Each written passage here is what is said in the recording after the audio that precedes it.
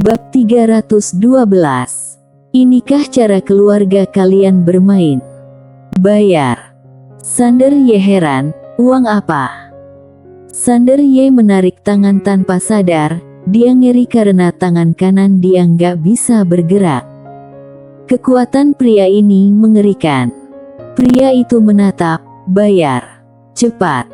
Sander Y menekan keterkejutannya, senior, salah orang bukan? Pria itu menatap, apa marga kamu Y? Sander Y heran, kok tahu? Pria itu bertanya lagi, ayahmu master pedang dunia, Mile Y. Sander Y terpana, hatinya mencelos, pria ini benaran mengenal ayahnya. Pria itu menatap, aku nggak salah orang, bayar cepat. Sander Y menekan keterkejutannya dan tersenyum getir, senior, kita nggak saling kenal. Kenapa minta bayar? Pria itu membuka telapak tangan, selembar kertas putih muncul.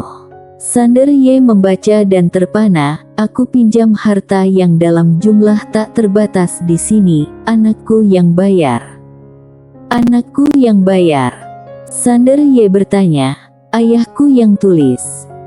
Pria itu mengangguk, ya, ada juga sidik telapak tangan berdarah. Sander Y melirik sidik tangan berdarah itu, wajahnya muram. Ayah pinjam uang, anak yang bayar. Bisa begini. Dia merasa penelantaran kakeknya kurang sempurna. Pria itu berujar, bayar. Dia memegang erat Sander Y, takut Sander Y kabur. Sander Y bimbang, senior, nggak ada teori begitu di dunia. Pria itu menatap Sander Y dengan nggak ramah, nggak mau bayar utang, kan? Sander Y berujar, ayahku yang pinjam. Pria itu berujar, tapi dia suruh kamu bayar. Kamu putranya, benar kan? Pepatah bilang wajar kalau anak bayar utang ayah. Apa salahnya kamu yang bayar? Sander Y diam lalu berujar, berapa yang dia pinjam? Kalau pinjaman kecil, akan dia bayar. Toh, itu ayah kandungnya. Melihat Sander Y mengakui utang, pria itu tersenyum, nggak banyak. Totalnya hanya sekitar puluhan miliar esensi jiwa. Apa? Sander Y terperanjat dan membelalak, puluhan miliar esensi jiwa. Mata si Nanangong juga membelalak, puluhan miliar esensi jiwa. Mana mungkin? Laki-laki itu mengangguk, ya, selain puluhan miliar esensi ban jiwa, ada banyak sekali senjata ilahi. Sander Y menggeleng dan menolak dengan tegas. Nggak apa-apa kalau nggak mengakui ayah kangnya. Melihat Sander Y menggeleng, wajah pria itu jaur muram, kamu nggak mau bayar utang. Dia nggak berdaya ayah pemuda ini, lagi pula dia adalah raja pencari pendukung.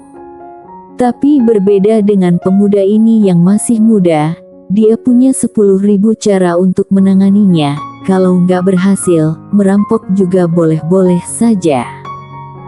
Nggak benar. Melunasi utang adalah hal wajar, mana bisa bilang merampok. Sander Y melirik pria di depannya dan berujar dalam hati, Tuan Pagoda, kalau aku mencoba yang terbaik, seberapa besar kemungkinan aku bisa mengalahkannya? Pagoda kecil berujar, 100%. Sander Y langsung gembira, saat ini pagoda kecil berujar lagi, dia 100%. Senyuman Sander Y membeku. Pagoda kecil berujar lagi, kuingatkan dengan ramah, dia bisa mendengar percakapan kita. Sander Y diam dan merasa sedikit malu.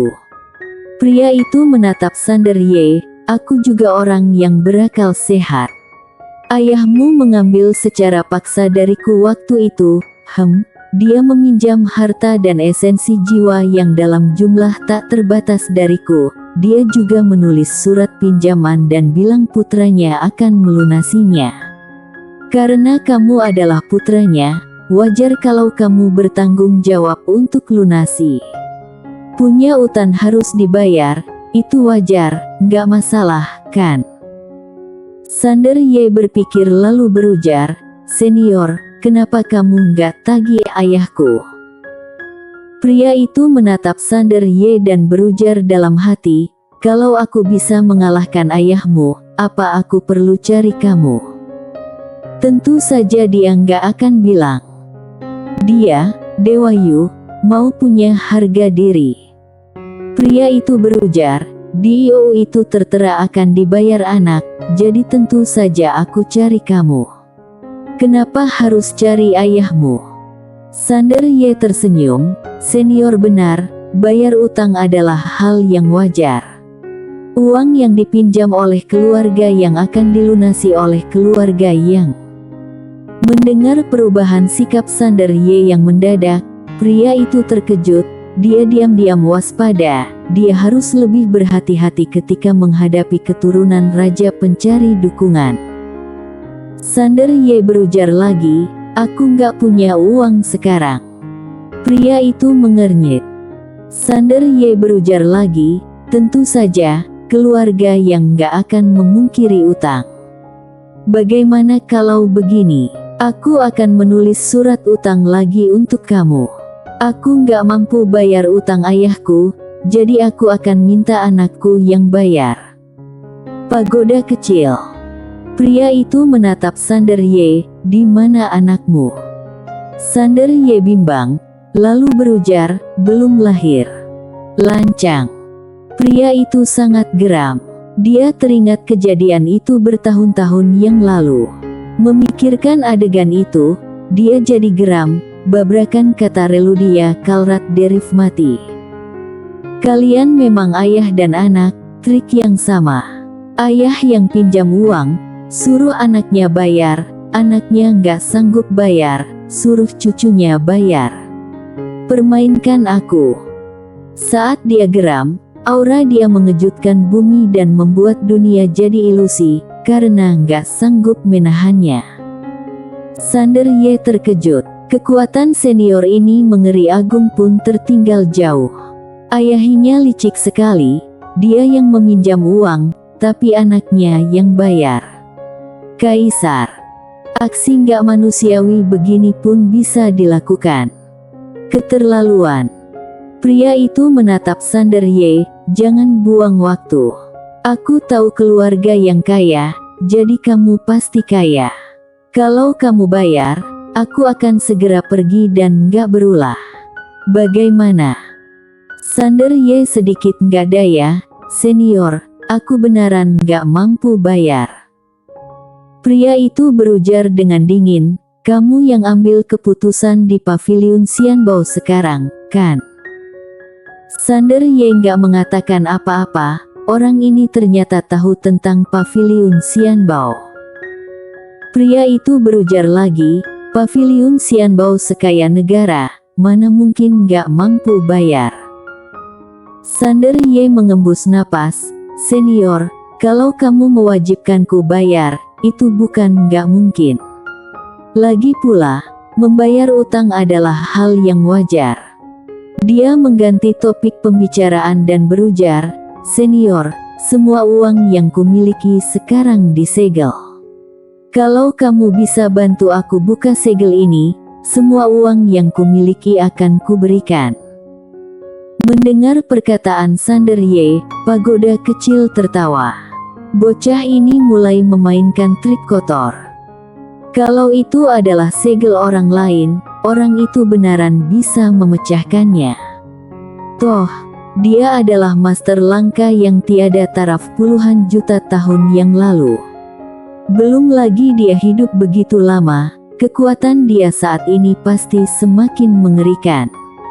Tapi, segel di tubuh Sander Ye dari wanita bergaun polos. Kalau dia membuka segel wanita bergaun polos, niscaya akan gantung diri.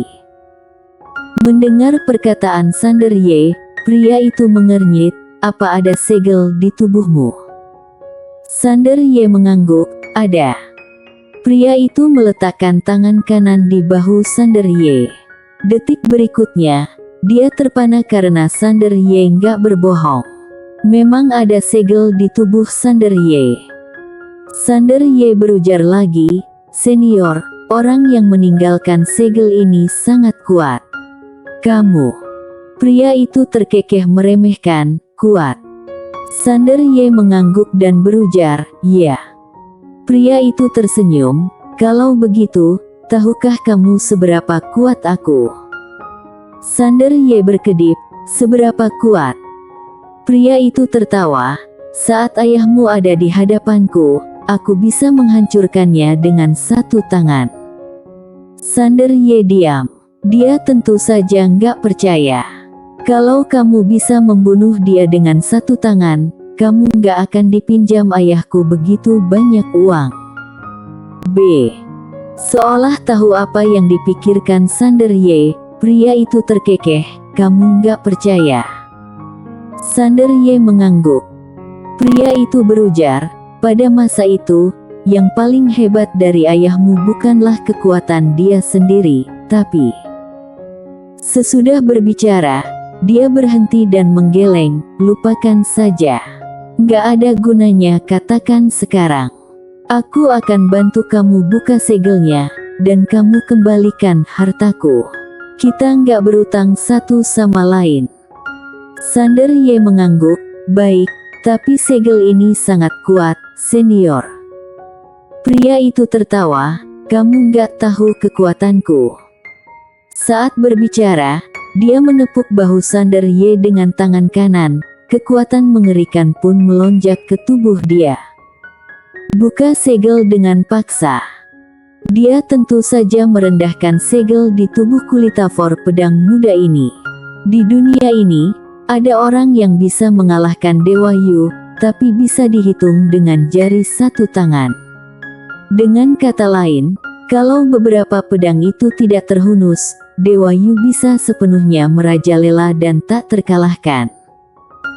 Begitu Dewa Yu meletakkan tangan kanan di bahu Sander Ye, seberkas sinar pedang terbang dari tubuh Sander Ye. Saat dia merasakan sinar pedang ini, ekspresi pria itu jadi beda total. Dia berujar dengan ngeri, "Brengsek, kamu." Dia mau berhenti, tapi terlambat. Zes! Sinar pedang menembus telapak tangan pria itu dan menahannya di tempat. Dia nggak bisa bergerak. Bab. Pria itu bingung. Sander Ye mengembus napas lega. Kekuatan pria ini nggak terduga. Dia bukan lawannya. Jadi, dia hanya bisa membiarkan bibinya menekannya dengan cara ini. Adapun Iou, itu utang master pedang dunia. Apa hubungannya Yan Sander Ye? Pria itu ngeri, "Apa wanita itu mengikutimu?" Sander Ye menatap pria itu dan tersenyum, "Bibiku." Pria itu mengangguk. Sander Ye mengangguk, "Ya, bibiku mengajakku keluar untuk berlatih." Pria itu mendadak jadi geram, "Bisa gunakan trik begini? Hah, apa keluarga kalian semua begini?" Sander Ye bertanya-tanya, "Kenapa orang ini begitu emosional?" Laki-laki itu meraung geram, "Sesudah melindungi kakak, dia datang melindungi keponakan.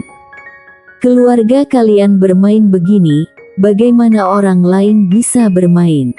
Hah, apa kalian gak merasa keterlaluan? Hah, ya ampun." Sander Ye melirik pria yang terjepit itu, lalu menghampiri pria itu. Ekspresi pria itu berubah, "Kamu, apa yang akan kamu lakukan?" Sander Ye memegang tangan pria itu, lalu mengeluarkan cincin penyimpanannya dan menarik Sinanangong ke samping lalu kabur. Gerakannya gesit dan mulus. Ekspresi pria itu membeku. Perampokan. Bajingan ini benaran mencuri cincin penyimpanannya. Brengsek. Bersambung.